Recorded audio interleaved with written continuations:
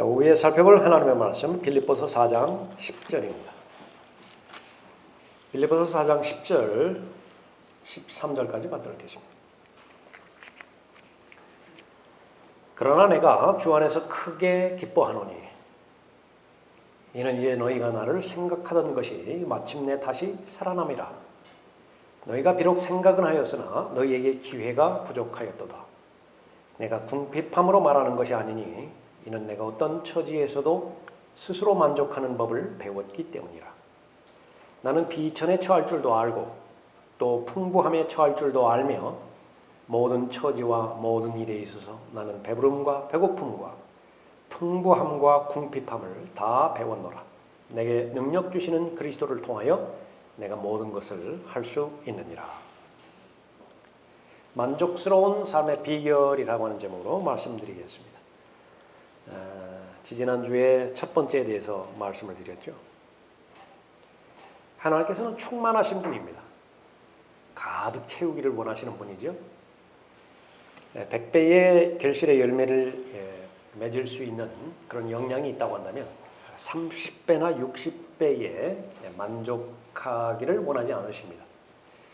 과정에서 30으로 시작해서 60의 과정을 거칠 수 있지만은 그러나 그것이 만족스러운 것이 아니라 바로 100이라고 하는 온전함에 이르기를 원하는 거죠. 예수 그리스도를 처음에 믿을 때에 본 적도 없고 그분의 음성을 들은 적도 없습니다. 그럼에도 불구하고 성령 하나님의 인도함에 따라서 그 예수 그리스도를 믿겠다고 그 결심을 의지를 하나님 앞에 드렸을 때에 하나님께서는 그 믿음을 가장 귀하게 여기세요. 너무 크게 칭찬하십니다. 어쩌면 한 번도 본 적도 없는데, 어쩌면 한 번도 그렇게 들은 적도 없는데 예수 그리스도를 믿고 예수 그리스도를 사랑할 수 있다는 말인가? 그러니까 너무 흡족해 하시는 것입니다. 그러니까 거기서부터 하나님에 대한 사랑이 시작이 되어지죠. 첫사랑입니다. 근데 그 첫사랑은 시간이 지남에 따라서 계속 자랄 것이에요. 내가 구원받았다라고 하는 사실에 만족하지 않고 구원받았다라고 하는 사실을 그 아름다운 진정한 감사로부터 시작해서 점차 나를 구원해 주신 분이 어떤 분이시고 나에 대한 그분의 계획이 무엇이며 그 계획을 성취하기 위해서 어떠한 능력들을 나에게 부여해 주셨는지 약속을 통해서 점차 알아가죠. 나에게 하신 약속의 말씀을 내가 그대로 믿고 실행을 했더니 그것이 나에게 좋은 경험이 되어지는 것입니다.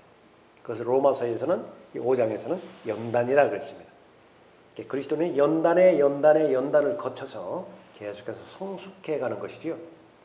그런 경험의 경험을 쌓다 보니까 하나님께서 나를 인도해 주신다라고 하는 데에서는 흔들릴 수가 없습니다.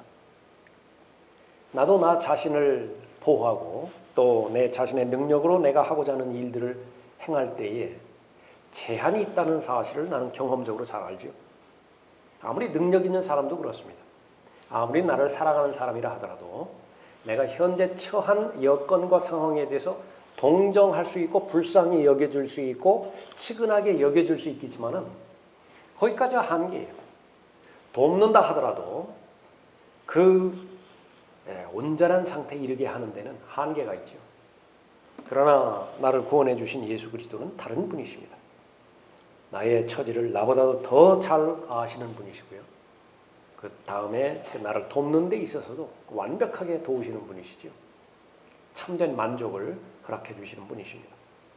그래서 이제 어린아이로부터 시작된 믿음이 이제 그리스도의 충만하심에 장성한 분량에까지 이르게 하시는 것이죠.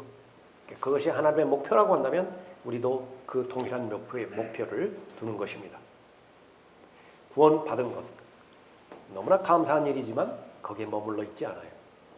하나님의 진리의 지식 지금까지 배우고 잘 알게 된 것 결코 적지 않은 지식이지만 결코 만족하지 않습니다. 나도 알 만큼 아는 사람이야 이렇게 스스로에게 결코 말하지 않아요. 계속해서 끊임없이 파고 들어간다 하더라도 끝이 없는 것이 이 하나님의 보물들이 묻혀있는 광산입니다. 신학을 공부하고 그것을 졸업하게 됐을 때에 한결같은 한결같이 동의하는 말들은 내가 얼마만큼 모르는 상태에 있는 것인지를 아는 것 하나하고요. 그러니까 이제부터 시작이라는 것입니다. 방향만 설정받았을 뿐이에요. 거기서부터는 내가 계속해서 공부해 나가는 것이죠. 하나님께서는 채우시는 분이십니다. 그러한 모든 목적은 우리의 삶이 만족스러운 삶을 살기를 원하시는 하나님의 뜻을 우리가 잘 아는 것이죠. 만족스러운 삶을 살기 위해서는 시간이 지난다고 해서 환경이 저절로 이루어진다고 해서 실현되어지는 것이 아니라 배워야 됩니다. 무엇을 배워야 되는 것이냐? 본문 말씀에 있는 것처럼 만족하는 법을 배워야 됩니다. 누가 가르쳐 주는 것이냐? 성령 하나님께서 가르쳐 주시죠. 성령 하나님은 예수 그리스도 인격으로 우리 안에 거하시는 하나님의 영이십니다. 그분의 교과서가 있다고요. 그분의 지침서가 있어요. 그분의 매뉴얼이 있습니다. 어떻게 하면 만족스러운 삶을 살 수 있는 것이냐. 매뉴얼대로만 하면 돼요. 내 생각대로 하지 않고 하나님의 말씀을 잘 공부하고 그대로 적용하면 되는 것이죠. 실행하면 되는 것입니다. 그 첫 번째가 사람의 생명이 소유한 것의 풍부함에 있지 않음을 배우는 것이었죠. 그러니까 이것을 배우지 못한 사람은 많이 가지면 많이 행복할 것 같습니다. 사람의 소유가 창고가 늘어나면 늘어날수록 삶의 만족도가 더 높아지리라 그렇게 생각하는 것이지만은 그러나 그렇지 않습니다. 몇 가지 그 경우들을 보았죠. 파라오와 벨사살, 사울, 하만 이런 사람들, 가진 것에 있어서는 부족함이 없었던 사람이었습니다. 그러나 그에 비해서 거의 가진 것이 없는 사람들에 비해서 과연 누가 만족스러운 삶을 살았던 것인가? 그것을 우리가 아는 것입니다. 필요는 반드시 채우십니다. 문제는 원함을 필요로 오해할 때의 갈등이 빚어지는 것이에요. 그러니까 여러분들은 잘 분별할 수 있어야 됩니다. 나에게 필요한 것이 있다고요. need. 내가 원하는 것이 있어요. want. 그러니까 이것이 두 가지가 일치될 때에는 성숙한 삶이에요. 근데 그러지 않을 경우는 이것이 많이 달라질 경우가 있습니다. 하나님께서는 이 원하는 것, want에 대해서는 약속하지 않으셨어요. 그러나 필요에 대해서는 반드시 채우십니다. 그것이 없이는 정상적인 삶을 살 수 없기 때문에 그렇죠.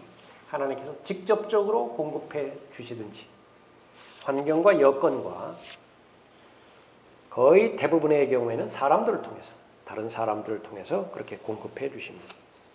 그런 그 부분들을 잘 배울 수 있어야죠. 두 번째로 만족스러운 삶을 살기 위해서 만족하는 법을 배워야 되는데 그것은 바로 하나님께서 주시는 만족을 배워야 됩니다.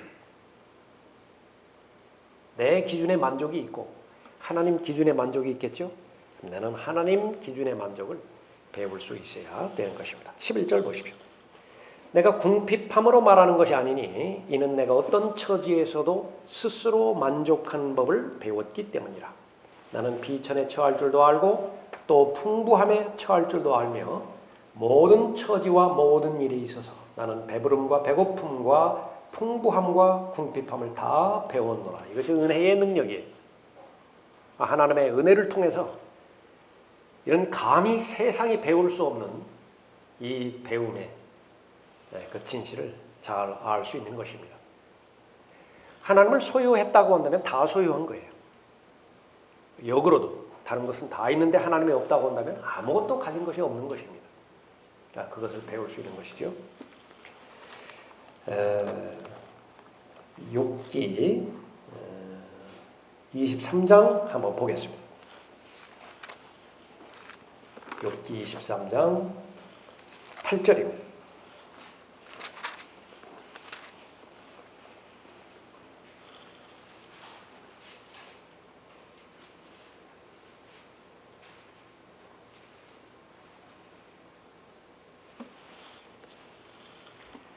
보라 내가 앞으로 가도 그분은 거기 계시지 아니하고 뒤로 가도 내가 그분을 감지할 수 없도다. 너무 답답한 상황을 말하는 거예요. 어디를 가도 하나님을 만날 수가 없어요. 그가 왼편에서 일하시나 나는 내가 그분을 바라볼 수 없고 그가 오른편에서 자신을 감추시니 그분을 볼 수가 없도다. 그러나 그는 내가 택한 길을 알고 계시니 그가 나를 연단하시면 내가 금같이 나오리라. 내 발이 그의 발걸음을 따랐고 그의 길을 지켜 벗어나지 아니하였도다. 이때가 아주 어려운 때인데 내 느낌에 있어서 감정에 있어서 하나님을 감지할 수가 없어요. 아주 어려운 때이죠. 그러나 내가 믿고 따라가는 것은요, 시각 비행기 아니라 시각 비행 있죠. 조종사들 이렇게 비행할 때 눈으로 보고 하는 거 있잖아요. 요즘은 또 그 자동차까지 그런 자동차 이제 그 나오잖아요.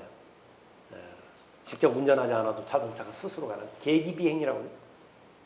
완전히 계기 비행에 지금 맡겨놓은 거예요. 그런데 지금 감각적으로 볼 때, 시각적으로 볼 때요, 지금 올라가는 것이 하늘로 올라가는 것이 아니라 바다 밑으로 내려가고 있는 것, 그것이 완전히 내 느낌이에요. 이런 방향은 아닐 것 같아요. 왜냐하면 바다에 깊숙이 빠져버릴 것 같으니까. 그런데 이 계기판에서는 하늘로 올라간다라고 지금 방향이 그렇게 설정이 되어 있는 것입니다. 하나님의 말씀, 그 말씀 하나만 붙잡고서 상황과 여건 고려하지 않고 네가 믿는 하나님이 어디 있느냐 한번 네가 입증해보라고 주변에서 그런 소리들을 하지만 정말로 하나님을 믿는 것 같으면 네 상황과 내 여건이 그 정도로 그렇게 초라하게 될 수가 있을 것이냐 이렇게 고소하지만은 그 부분들을 다 건너뛰고요. 하나님 한 분만 바라보는 것입니다. 내가 믿는 것은 그분을 계속해서 따라갈 때에 나에 대한 계획과 목표가 이루어질 것이라 라고 하는 것이죠. 11절에 내 발이 그의 발걸음을 따랐고 그의 길을 지켜 벗어나지 아니하였도다. 내가 그의 입술의 명령에서 돌아서지 아니하였고 내가 그의 입의 말씀들을 내게 필요한 음식보다 더 귀히 여겼도다. 이것이 환경과 여건을 초월하는 믿음의 사람의 고백인 것입니다. 내가 궁핍함으로 말하는 것이 아니니 이는 내가 어떤 처지에서도 스스로 만족하는 법을 배웠기 때문이라. 참된 만족입니다. 주시는 분도 하나님이시고 빼앗아 가신 분도 하나님이시니 내가 해야 될 일은 주의 이름을 송축할 일밖에 더 있겠느냐. 욥기 1장 21절에서 욥의 고백이지요. 잠언 15장 16절에서는 소유가 적어도 주를 두려워하는 것이 대조하는 것입니다. 지금 소유가 적어요. 그런데 주를 두려워하는 마음이 있는 사람이 하나 있습니다. 그것이 큰 재물로 인하여 고뇌하는 것보다 나으니라. 물질에 비교해서는 물질은 엄청나게 많은데 거기에는 계속해서 고뇌가 있습니다. 무슨 잠을 자겠어요? 무슨 입맛이 있겠어요? 무엇이 나은 삶이냐라고 하는 것이죠.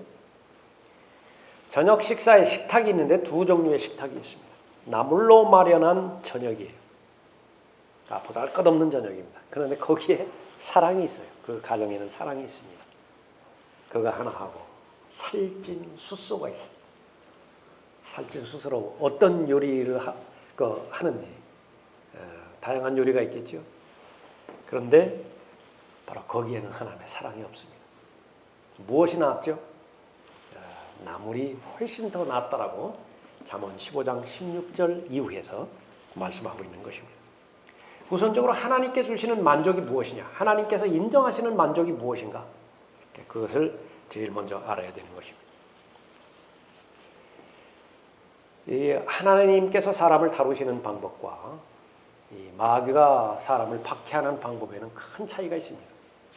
마귀는 사람에게 던져주는 미끼 가운데서 강력한 것이 이성적이고 합리적이고 보편 타당한 사상을 미끼로 던집니다. 예. 사람에게 아주 설득력이 강하거든요. 그런 부분이. 바울이 아주 골칫덩어리였습니다. 마귀에게는. 눈에 가시였어요. 저 바울을 어떻게 하면 그 영향력을 제거할 것이냐. 그러니까 마귀의 편에서는 그냥 활동을 중지시켜버리면 되는 것입니다. 감옥에 가둬버렸죠. 로마 감옥에 가둬버렸어요. 그러면 이제 다 끝난 것이라고 생각을 했습니다. 예상치 못한, 지금까지 경험하지 못한 허리케인을 만났어요. 무엇이었죠? 옥중서신이었습니다. 그 좁아터진 감옥에서 그 육체적인 어려움과 고통은 있지만 성령 하나님께서 영감으로 기록하라고 말씀하신 그 엄청난 교회에 대한 신비, 교회에 대한 계시, 앞으로 교회는 어떻게 될 것이냐, 그것을 기록하게 하셔서 그것을 전파했을 때는요, 바울 한 사람이 돌아다니면서 행했던 그 마귀에 대한 파괴력, 마귀에 대한 공격, 그것과는 비교가 되지 않았던 것입니다. 무슨 다연발포 무서워가지고 그것을 겨우 해결했는가 싶었더니 이제는 핵폭탄급이 터져버린 거예요. 감당하지 못한 것입니다. 예수 그리스도께서 공생의 사역을 시작하자 마귀는 가장 크게 긴장을 했죠. 어떻게 하면 그 입을 막을 것인가? 어떻게 하면 창조주 하나님의 뜻, 예수 그리스도로 말하면 아버지의 뜻이죠. 그것을 실행하다가 중도에 포기하게 만들 것인가? 써보지 않은 계략과 책략이 없어요. 가장 측근인 베드로를 통해서 공격하기도 하겠고요. 결국은 이스라엘 민족, 자신이 선택한 민족을 위해서 오셨지만 그 민족 전체로부터 거부당하게 그렇게 방해도 했었죠. 마지막에는 네가 하나님의 아들이거든, 십자가에서 한번 내려오보라, 네가 네 자신을 한번 구해내보라, 그러면 우리가 믿겠다고 마지막까지 공격한 것입니다. 나의 하나님, 나의 하나님, 어찌하여 나를 버리셨나이까? 걷기까지, 죽기까지, 십자가의 죽음에까지 순종하셨어요. 결국은 예수 그리스도는 죽으셨죠. 마귀는 거기까지밖에 생각하지 못한 것입니다. 그러나 사흘이 지났죠. 부활하셨죠. 승천하셨습니다. 이 갈릴리 지역 그 안에서만 일어났던 일들이에요. 데카폴리 지역 그 안에서만 일어났던 일들이에요. 밤에는 일이 안 일어나잖아요. 다 자야 되니까. 예수님도 주무셔야 되니까. 이것은 24시간 장소를 가리지 않고 다 일어나는 거예요. 왜 그렇죠? 성령 하나님께서 오신 거예요. 예수 그리스도께서 승천하시면서 성령 하나님께서 오셔서 모든 사람을 다 성전 삼아 주셨다. 마귀가 어떻게 감당을 하는 거예요? 이 사실을 알았다고 한다면요, 적어도 이 마귀는 그 시기심으로 똘똘 뭉친 그 유대인들을 충동질해서 이 바울을 그렇게 몰아치게 하지는 않았을 것이라. 거기까지가 한계예요. 만족하는 법. 감옥에서 바울은 하늘나라에 대해서 이야기를 했습니다. 거듭나면은 그 거듭난 사람의 영이 곧바로 천상에 앉혀지죠. 그러니까 거기서부터 시작해서 이 하늘나라에 대한 계시를 말하게 했었던 것이죠. 바울에게 있어서는 감옥은 충분한 공간이었습니다. 더 넓은 공간이 필요하지 않았어요. 글을 쓸 때 한번 생각해 보라고요. 집중해서 책상이면 책상, 의자면 의자, 그렇게 해서 앉아가지고서 글을 읽는다든지 글을 쓴다든지 했을 때에 몇 평의 공간이면 충분하죠. 아무리 부유한 사람도, 아무리 가난한 사람도 거기에는 비슷한 그런 공간만 있는 것이죠. 그러니까 바울의 경우는 그랬어요. 알렉산더 대왕은 어떻습니까? 그 당시에 전 세계를 다 장악을 했어요. 전 세계를 다 얻었다고요. 그래도 부족해요. 한tum했다고요. 이제 정복할 땅이 없단 말이냐? 만족할 만한 기준, 하나님께서 주시는 만족과 세상이 주는 만족, 그것을 비교할 수 있어야 되는 것입니다. 내게 능력 주시는 그리스도를 통하여 내가 모든 것을 할 수 있느니라. 여기서 모든 것은 무엇이겠어요? 만족이라는 것에 초점을 맞춰 본다고 한다면 만족하지 못할 것이 없어요. 전제 조건은 무엇입니까? 하나님 안에 들어있는 거예요. 하나님께서 나를 바라보시는 데 있어서 그 방해 요소가 나와 하나님 사이에 가로막히지 않은 것입니다.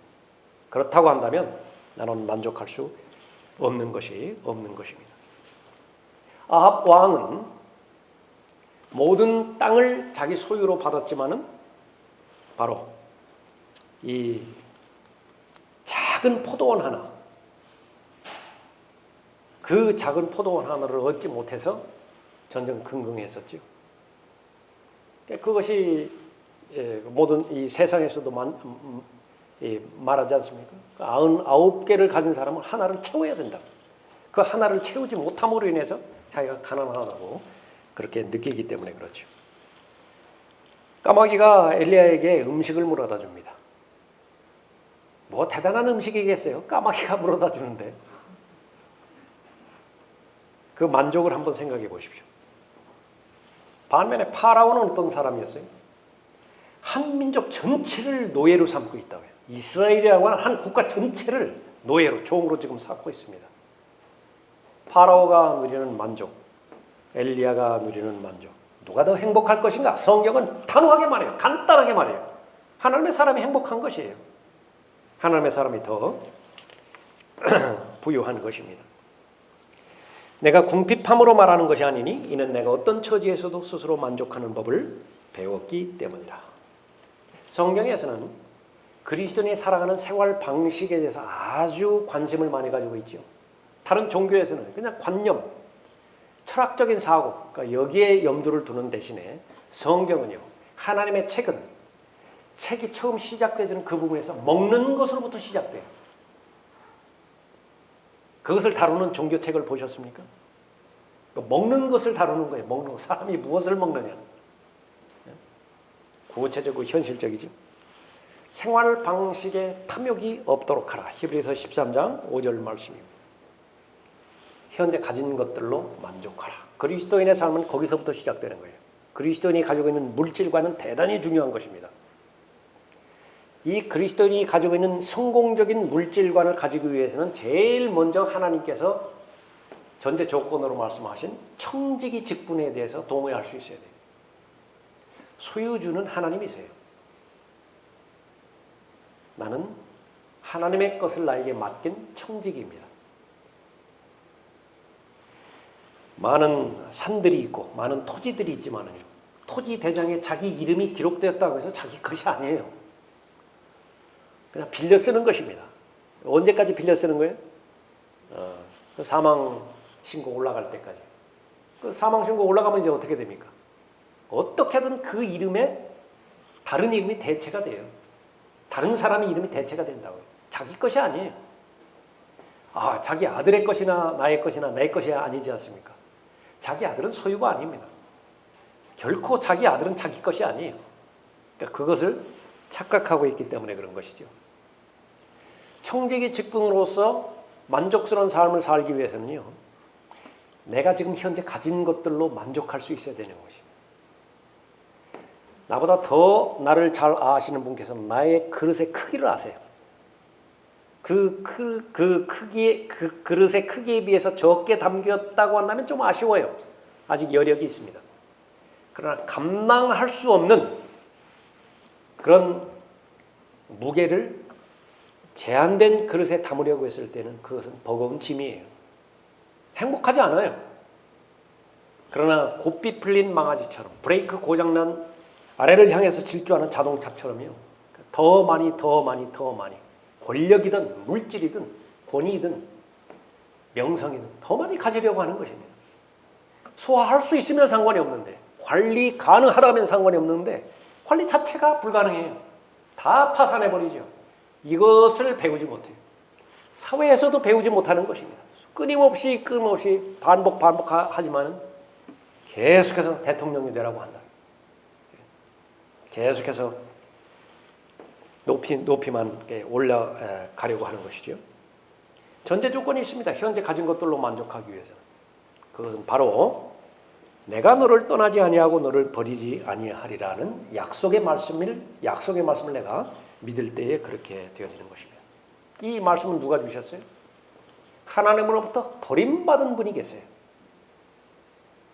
버림받아야 될 이유가 없음에도 불구하고 나의 하나님 어찌하여 나를 버리셨나이까? 그 이유는 하나님께서 버리지 않으시려는 그런 하나님의 아들들이 이제 재창조되겠죠. 그러기 위해서는 유일한 하나님의 아들이 버림받아야 됐던 것입니다. 그 예수 그리스도를 통하여 하나님의 가족이 된 모든 사람은요, 절대로 하나님께서 버리지 않으세요. 그 사실을 알고 있을 때에 그 사람은 가장 부유한 사람이고 그 부유한 사람의 근거는요, 하늘나라에 자신의 마음에 초점이 맞춰져 있는 것입니다. 하늘나라로 가득 차 있는 사람, 그 사람 가장 부유한 사람이에요. 가장 부러운 사람이기도 한 것입니다. 먹을 것, 입을 것 주신 것에 대해서 감사합니다. 거기다가 귀한 사람들까지 주셨죠. 그 감사가 얼마나 크겠습니까? 실제로 사람보다 더 귀한 것은 없어요. 사람들은 이 부분들을 놓쳐버리는 것입니다. 사람은 이용의 대상이 결코 아니에요. 섬김의 대상이고 또 베품의 대상이고 사랑의 대상이지 이용의 대상이 아니에요. 언제부터 잘못되는 것입니까? 돈에 눈이 멀 때부터 시작해서 그렇게 가까웠던 사람들이요, 그렇게 귀했던 친구도 돈 몇 푼에요 다 팔아버리는 것입니다. 가족도 남편과 아내도 소용없어요. 어머니와 아들과의 그 송사, 그거 비일비재합니다. 어디에서 볼 수 있는 광경이죠? 재벌가에서. 전에도 한번 말씀드린 것 같습니다. 소위 재벌이라고 하는 그 가문에서 재산 때문에 송사가 일어나지 않는 가족이 하나 있는가 한번 살펴보시라고요. 다 직간접적으로 다 갈려있는 것입니다. 자, 그렇게 해서 얻었죠. 막 형을 제치고 동생을 제치고 막 심지어 어머니를 제치고 다 얻었어요. 다 얻었다고요. 인생 말년에 다른 것들은 다 있는데 사람이 없어요. 주변에 사람이 없다고요. 사람이 없어. 주변에 있는 것은 변호사만 있습니다. 무슨 만족스러운 삶이 있겠어요? 그리스도인이 겪게 되는 진짜 시련이 있는데요. 그것은 바로 영적인 문제가 되는 때입니다. 정말로 기도가 필요한 때예요. 지금은. 근데 기도가 안 돼요. 그거보다 더 심각한 어려움은 없습니다. 그런데도 그 문제를 외부에서 계속해서 환경에서 그렇게 찾기 때문에 문제 자체로도 여기지 않게 되어지는 것입니다. 그 사람은 곤고한 삶이 될 수밖에 없습니다. 외로울 수밖에 없겠죠. 반드시 먹을 것과 입을 것이 없어서 곤고한 것만은 아니에요. 가난하다라고 해서 모든 것이 다 부정적으로 세상이 바라보는 것처럼 되어지는 것은 아니라고요. 부유하면 잘 살고요, 가난하면 못 살고, 이게 아주 고질적으로 우리 언어의 잘못된 병폐예요. 가난하면 못 사는 거예요. 부자여도 잘 사는 사람이 있고 못 사는 사람이 있고, 가난해도 잘 사는 사람이 있고 못 사는 사람이 있고 그럴 거 아니겠어요? 근데 이것은 절대적인 기준이 완전히 바뀌어져 버린 것입니다. 물질 만능주의 대표적인 경우이죠. 내가 기도할 때 하나님께서 나의 기도를 들으신다. 내가 그 사실을 알고 있다.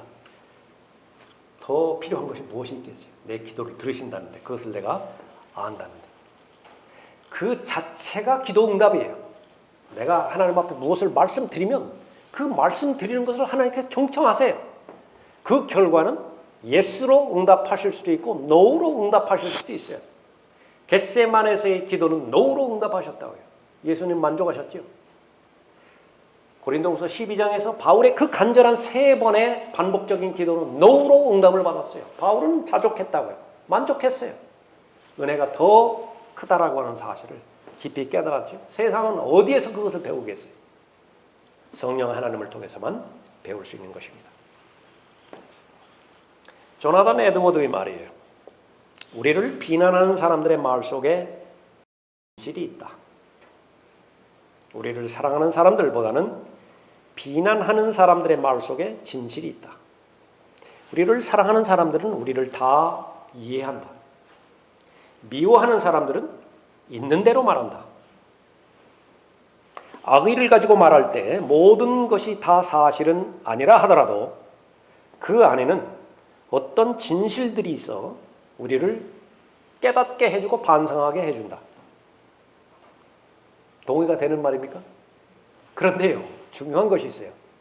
이것이 사실인데 이 사실을 나의 것으로 받아들이는 데는 전제 조건이 있는데 기도하는 사람만 받아들일 수 있어요.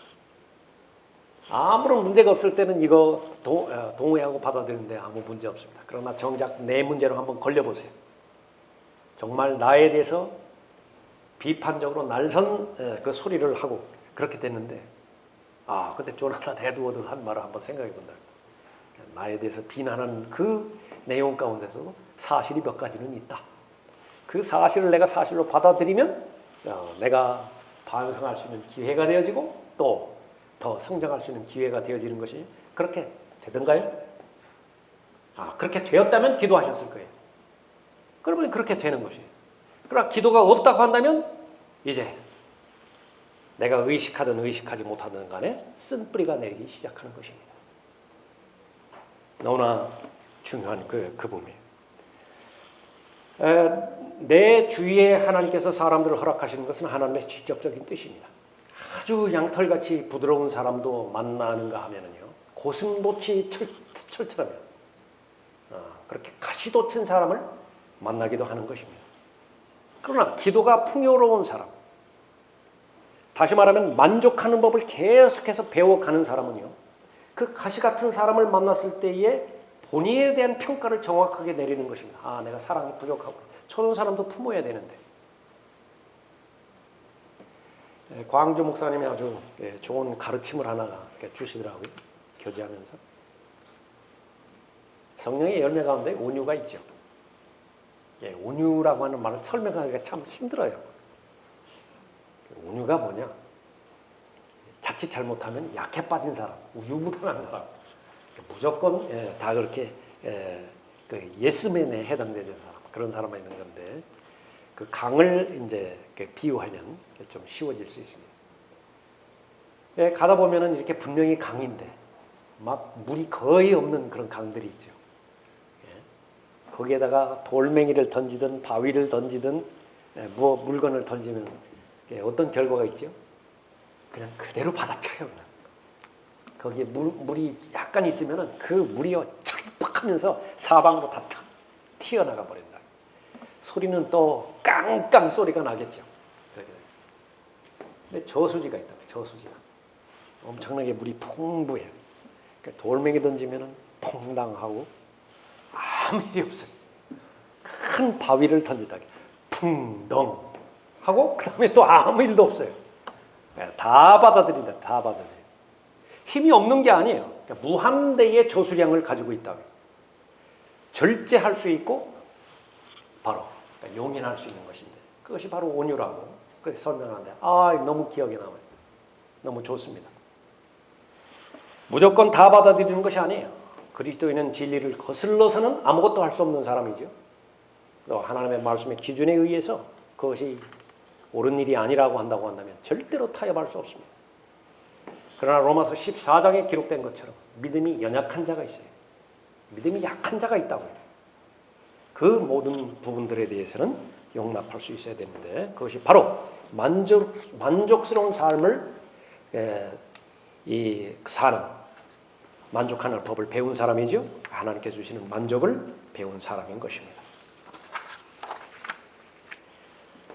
이 만족스러운 삶을 깨는 것이 갈등이죠. 사람들과의 갈등인데, 그리스도인의 거의 대부분의 삶은 교회에서 결정되어지기 때문에 교회 생활은 대단히 중요합니다. 그래서 여러분은 교회 생활에 여러분의 삶을 거셔야 돼요. 구원받은 즉시로 가장 빠른 시간 내에 침례 순종해서 지역교회에 소속이 되어야 됩니다. 하나님을 섬기는 것은 그 지역교회를 통해서 하나님을 섬기는 것이죠. 지역교회는 지체들로 구성이 되어 있습니다. 에베소서 4장에서도 대표적으로 연합을 강조합니다. 하나가 되라, 하나가 되라. 요한복음 17장에서 아버지 하나님께서 제사장으로서 이제 아버지 하나님 앞에 기도를 드리잖아요. 이제는 곧 있으면 십자가에 달리시고 그 다음에 이제 승천해서 올라가실 것이에요. 그러니까 제자들만 남아 있습니다. 그것을 한마디로 요약한다고 한다면 하나가 되게 해주소서예요. 성령 안에서, 말씀 안에서, 지혜 안에서, 은혜 안에서 하나가 되어야 된다는 것입니다. 그러니까 마귀는 역으로 생각하면 그 모든 것은 마귀의 공격이에요. 그러니까 깨트려야 돼요. 분열시켜야 돼요. 그 가운데서 가장 강력한 것, 그것은 바로 육신적인 성향과 그 충돌을 통해서 그 연합을 깨는 것인데, 그 가운데 하나가 험담입니다. 가십. 그리스도는 대화하는 대상이에요. 끊임없이. 다른 사람과 대면해서 대화하는 것이 talk to another예요. 그 사람과 직접 대면하는 것이에요. 그런데 마귀는 이것을 돌려서요. 다른 사람에 대해서 말하게 만드는 거예요. talk about another가 돼버린 거예요. 두 사람끼리 만나는데 두 사람 그 사이에서 이야기하는 것도 부족할 텐데 계속 다른 사람에 대해서만 막 이야기를 한다. 그거는 건강하지 않아요. 좋지 않습니다. 다른 사람에 대해서 말을 할 때는 그 사람에 대해서 칭찬을 하거나 그 사람의 공헌한 그런 그 부분들을 말할 그 정도에서 넘어가는 것뿐이에요. 그러나 계속해서 다른 사람에 대해서 험담한다고 한다면 그것은 불의로 가득한 자라고 로마서 1장 29절에서 말씀하고 있는 것입니다. 남녀 가리지 않아요. 교회를 처음 다니건 오래 다니건 그것도 가리지 않습니다. 그러나 성경에서 그러한 모든 경우가 비겁한 짓이에요. 비열한 짓입니다. 대면할 수 있어야 되는 것이죠. 여러분이 마귀의 계략과 책략을 잘 알고 대비하는 입장에서 이 부분은요, 들림받아 올라갈 그때까지 계속해서 마귀의 가장 강력한 공격 무기가 되기 때문에 여러분들은 명심하셔야 된다. 그리스도인은요, 거의 대부분 사생활이 없는 사람 그렇게 평가하면 좋아요. 최소한의 영역만 제외하고요, 다 공개가 돼요. 다 공개가. 그러니까 내가 하고 있는 이야기, 그것을 다른 사람이 들었을 때에 전혀 간증을 잃어버리지 않고 또 다른 사람이 들었다고 한다면 오히려 더 모임과 교회가 세워지고, 그러니까 그렇게 되어지면 잘하는 거예요. 그것은 참된 만족스러운 삶을 잘 사는 것입니다. 계속해서 자기 중심적이 되어지고 또 이 자기 세력을 구축하고자 하는 것들이 아주 보편적으로 예수 그리스도의 보혈로 산 그 교회를 망치는 것이라고 성경 전체에서 언급하고 있는 것인데, 바로 그 부분들을 하나님께서 주신 지혜 가운데서 잘 살펴서 잘 대비할 수 있어야 되겠습니다. 만족스러운 삶을 살기 위해서 만족하는 법을 배우면 되죠. 마지막 세 번째로 자신 안에 있는 능력이 무엇인지를 배워야 됩니다. 13절 보십시오. 내게 능력 주시는 그리스도를 통하여 내가 모든 것을 할 수 있느니라. 그냥 막연하게 나는 할 수 있다, I can do it, 그것을 말하는 것이 아닙니다. 그러니까 전제 조건은 바로 내게 능력 주시는 그리스도를 통하여지요. 그러면 할 수가 있어요. 근데 무엇을 할 수가 있죠? 바울은 지금 어디 있다고 그랬습니까? 감옥에 있어요. 감옥에서 견딜 수 있는 능력, 할 수 있다, 그렇게 말하는 거예요. 바울이 풍부함에 처하죠. 궁핍함에 처하죠. 감옥에서 풍부함에 처한다고 해서 얼마나 풍부했겠어요? 그러나 반대로 궁핍함에 처해 있을 때 만족할 수 있었던 것입니다. 참된 만족을 아는 사람이죠. 나는 그리스도를 통하여 나쁜 습관을 끊을 수 있습니다. 그리스도인의 감정이겠죠. 다른 사람의 도움이나 다른 사람의 칭찬과 격려 없이도 나 혼자 있어도 하나님께서 맡겨주신 이 일을 나는 끝낼 수 있습니다. 그럼 나는 할 수 있는 거예요. 시작했다라고 하면 끝낸다고요. 어떤 사람이 글을 썼는데 미국이 퇴락해 가는 그런 과정에 대해서, 미국의 정신에 대해서 썼어요. 그런대로 나름대로 미국이 하나님 중심으로 성경을 존중하고 기도와 말씀의 국가로서 국가의 정책이나 그 법들을 위반할 때에 그것이 신경을 썼을 때는요, 모든 전쟁에서 다 이겼다는 거예요. 대표적으로 2차 세계대전, 그 승리로 이끈 것입니다. 그러나 그것이 마지막이고 그 이후로 성경에서 눈을 돌리기 시작했을 때 공공학교에서 기도를 법적으로 중지시켜버리고, 지난번에도 말씀드렸지만 크리스마스 이거 다 허용하는 거예요. 그러나 예수라고 하는 말을 쓰면 안 돼요. 그거는 위법이라. 예수라고 하는 말을 쓰면 안 됩니다. 그냥 신으로 해야 돼요. 그냥. 그렇게 타락했을 때는 어떤 전쟁에서도 승리하지 못했다. 그것은 한국 전쟁부터 꼽기 시작합니다. 한국 전쟁은 끝내지 못한 전쟁이에요. 그 다음 어디 전쟁이 있었죠? 베트남 전쟁이 있었다. 끝내지 못한 전쟁이에요. 그건 다 진 거예요, 그냥. 이라크, 아프가니스탄, 수백만 달러를 다 투입했음에도 불구하고 결코 끝내지를 못해요. 그런데 이것이 일반화돼서 그 정신이 교회까지 들어오게 되었다. 그렇게 평을 합니다. 교회도 끝내지를 못해요. 일을 끝내지를 못한다. 그 시작은 도대체 무엇이 하나님의 일이고 무엇이 하나님께서 주신 그 일에 대해서 끝냈을 때 참된 만족을 얻는 것이냐. 그것조차도 분간하지 못하는 데서 시작된다고 그렇게 볼 수 있습니다. 사랑하는 사람이 사별을 통해서 죽음을 통해서 서로 헤어지죠. 그리스도는 견뎌야 됩니다. 어떻게 견딜 수 있죠? 데살로니가전서 4장에 답이 나와 있죠. 세상 사람들은 위로할 수 없어요. 위로한다 하더라도 말뿐이에요. 그러나 우리에게는 바로 부활의 소망이, 영생의 소망이 있지 않습니까? 휴거의 소망이 있습니다. 만나는 거예요. 다시 만나는 것이라.